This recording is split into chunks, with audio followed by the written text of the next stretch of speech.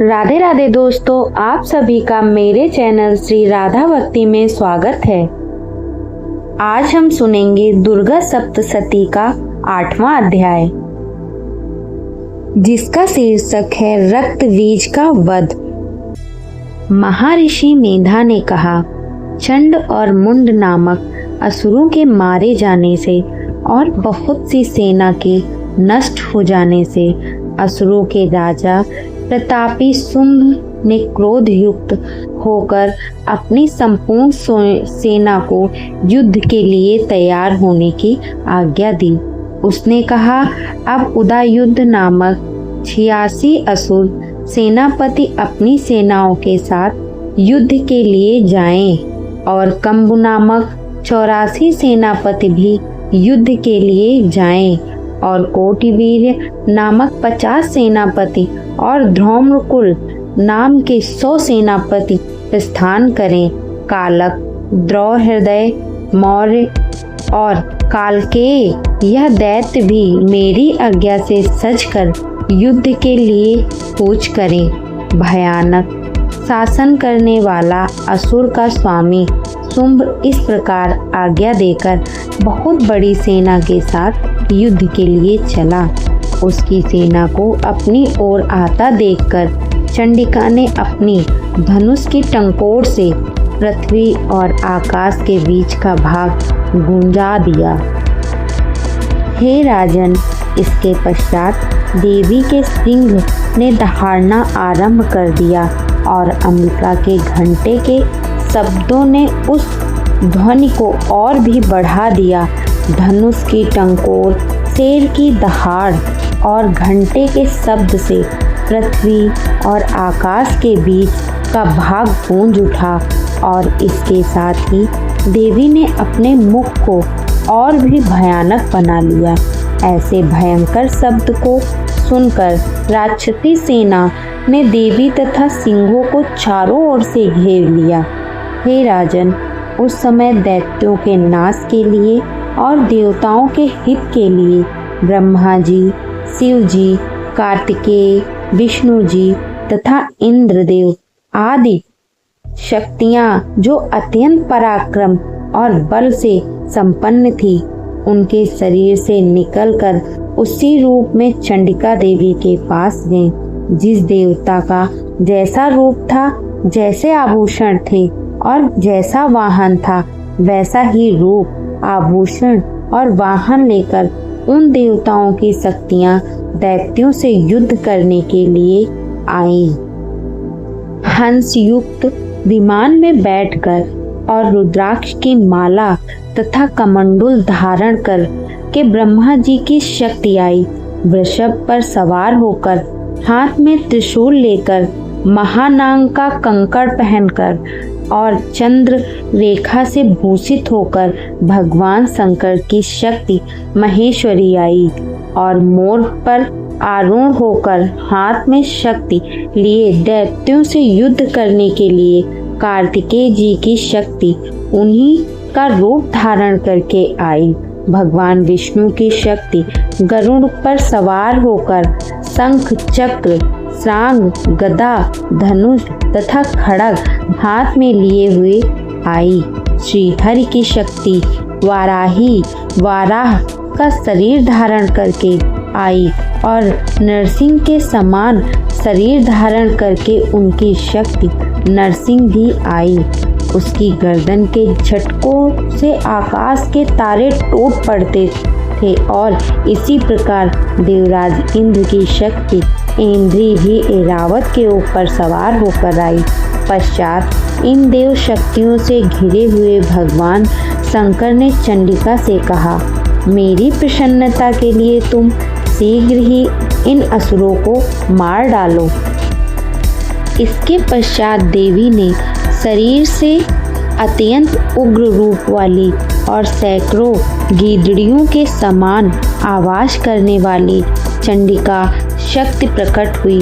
उस अपराजिता देवी ने धूमिल जटा वाले भगवान श्री शंकर जी से कहा, हे प्रभु, आप मेरी ओर से दूत बनकर शुंभ और निशुंभ के पास जाइए और उन अत्यंत गर्विले दैत्यों से कहिए तथा उनके अतिरिक्त और भी जो दैत्य वहां युद्ध के लिए उपस्थित हों उनसे भी कहिए, जो तुम्हें अपने जीवित रहने की इच्छा हो तो त्रिलोकी का राज इंद्र को दे दो। देवताओं को उनका यज्ञ भाग मिलना आरंभ हो जाए और तुम पाताल को लौट जाओ। किंतु यदि बल के गर्व से तुम्हारी लड़ने की इच्छा हो तो फिर आ जाओ, तुम्हारे मान से मेरी योनियां तृप्त होंगी। चूंकि उस देवी ने भगवान शंकर को दूत के कार्य में नियुक्त किया था, इसलिए वह संसार में शिवदूती के नाम से विख्यात हुई। भगवान शंकर से देवी का संदेश पाकर उन दैत्यों ने क्रोध का कोई आर या पार न रहा और वह जिस स्थान पर देवी विराजमान थी वहां पहुँचे और जाने के साथ ही उस पर बाणों और शक्तियों की वर्षा करने लगे। देवी ने उनके फेंके हुए बाणों और शक्तियों, त्रिशूल और फरसों को अपने बाणों से काट डाला और काली देवी उस देवी के साथ आगे खड़ी होकर शत्रुओं को त्रिशूल से विदीर्ण करने लगी और खटवांग से कुचलने लगी। ब्रह्माणी जिस तरह दौड़ती थी उसी तरह अपने कमंडल का जल छिड़ककर दैत्यों के वीर व बल को नष्ट कर देती थी और इसी प्रकार महेश्वरी त्रिशूल से, वैष्णवी चक्र से और अत्यंत कोप वाली कौमारी शक्ति द्वारा असुरों को मार रही थी और इंद्री के बाजू के प्रहार से सैकड़ों दैत्य रक्त की नदियां बहाते हुए पृथ्वी पर सो गए। वाराही ने कितने ही राक्षसों को अपनी थूथन द्वारा मृत्यु के घाट उतार दिया। दाढ़ों के अग्रभाग से कितने ही राक्षसों की छाती को चीर डाला और चक्र की चोट से कितनों ही के विदीर्ण करके धरती पर डाल दिया। बड़े बड़े राक्षसों को नरसिंह अपने नखों से विदीर्ण करके भक्षण कर रही थी और सिंहनाद से चारों दिशाओं को गुंजाती हुई रणभूमि में विचर कर रही थी। शिवदूती के प्रचंड अट्टहास से कितने ही दैत्य भयभीत होकर पृथ्वी पर गिर पड़े और उनके गिरते ही वह उनको भक्षण कर रही थी। इस तरह क्रोध में भरे हुए मात्र गणों द्वारा नाना प्रकार के उपायों से बड़े बड़े असुरों को मारते हुए देखकर राक्षसी सेना भाग खड़ी हुई और उनको इस प्रकार भागता देखकर रक्तबीज नामक महापराक्रमी राक्षस क्रोध में भरकर युद्ध के लिए आगे बढ़ा। उसके शरीर से रक्त की बूंदें पृथ्वी पर जैसे ही गिरती थी, तुरंत वैसे ही शरीर वाला तथा वैसे ही बलवान दैत्य पृथ्वी से उत्पन्न हो जाता था। रक्तबीज गदा हाथ में लेकर इंद्री के साथ युद्ध करने लगा। जब इंद्री शक्ति ने अपने वज्र से उसको मारा तो घायल होने के कारण उसके शरीर से बहुत सा रक्त बहने लगा और उसकी प्रत्येक बूंद से उसके समान ही बलवान तथा महापराक्रमी अनेकों दैत्य भयंकर रूप से प्रकट हो गए। वह सब दैत्य बीज के समान ही बलवान तेज वाले थे। वह भी भयंकर अस्त्र शस्त्र लेकर देवियों के साथ लड़ने लगे। जब इंद्री के वज्र प्रहार से उसके मस्तक पर चोट लगी और रक्त बहने लगा तो उसमें से हजारों ही पुरुष उत्पन्न हो गए।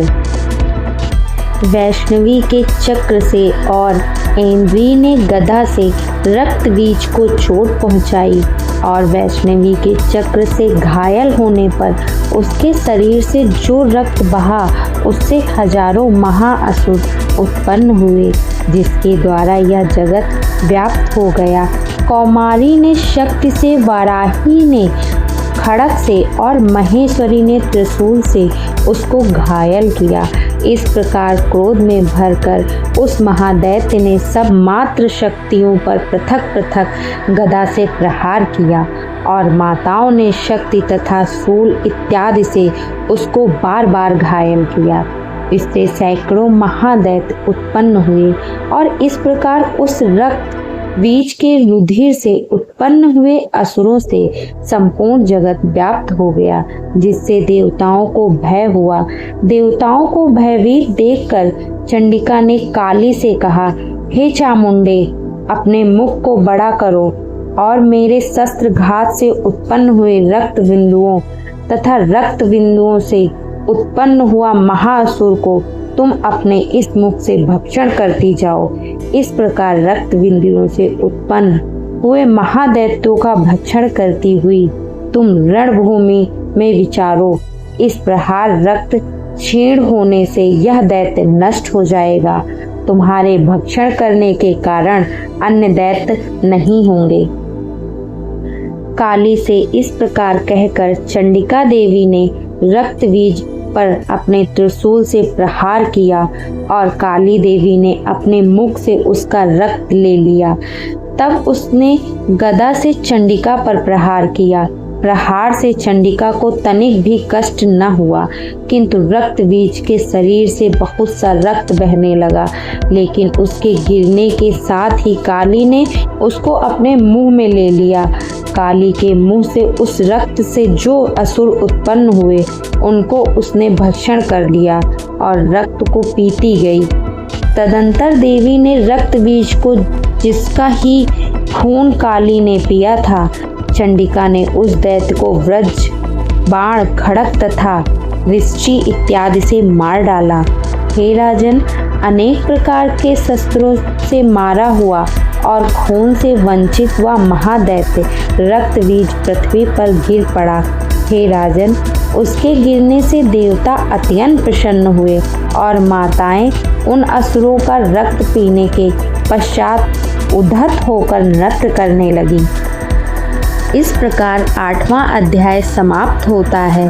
अगर आप लोगों को ये वीडियो पसंद आई हो तो हमारे चैनल को लाइक, सब्सक्राइब और शेयर करना ना भूलें।